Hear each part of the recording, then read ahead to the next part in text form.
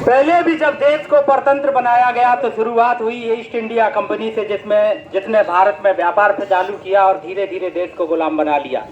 आज वैसी ही परिस्थितियों का निर्माण फिर से हो रहा है। अमेजन जैसी कंपनियां जो कि धीरे धीरे छोटे व्यापारियों, खुदरा व्यापारियों की कमर तोड़ रही हैं। बहुत सस्ते दामों पर उनके द्वारा सामान पहुंचाया जाता है।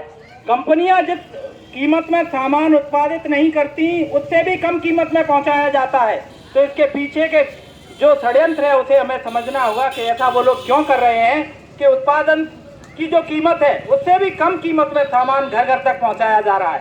दीपावली फेस्टिवल जैसे कई सारे प्रोग्राम लाकर वास्तविक कीमत के 30 से 40% में वो लोग सामान पहुंचाते हैं, जिससे घर घर में पहुंच बने। हाल ही में सरकार ने नियम बनाया कि स्वदेशी कंपनियों से ही 30 से 40% व्यापार विदेशी कंपनियों को करना होगा, लेकिन उसके खिलाफ भी इन लोगों ने नया तोड़ निकाला और फर्जी और छद्म सेल कंपनियां बनाई, जिनका स्वामित्व विदेश में है लेकिन जिन्हें कागजों में स्वदेशी दर्शाकर और व्यापार किया जाता है।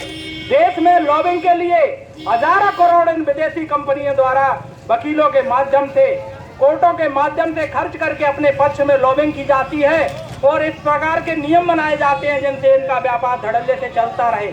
इसी प्रकार की सांठगांठ से एक समय में ईस्ट इंडिया कंपनी द्वारा देश में अपने पैर पसारे गए थे। बंधुओं, आज पुनः उसी प्रकार की पुनरावृत्ति हो रही है। हमें इसे समझना होगा, विदेशी कंपनियों के षड्यंत्र को समझना होगा कि क्यों ये कंपनियां हमें घर घर तक बिना किसी डिलीवरी चार्ज के और 30 से 40% तक छूट में हमें हर सामान उपलब्ध करा रही हैं। जब शिकारी दाना मुफ्त में डालता है तो उसके बाद किसी पक्षी की या फंसने वाली जीव की क्या दशा होती है, उसकी पकड़कर किस प्रकार गर्दन काट दी जाती है। वही स्थिति आज अपन लोगों के साथ होने वाली है। अगर हमें सामान खरीदना है तो अपने पड़ोस के दुकानदार से खरीदना है। आपका पड़ोस का दुकानदार स्वस्थ होगा, आपका पड़ोस का दुकानदार अगर संपन्न होगा।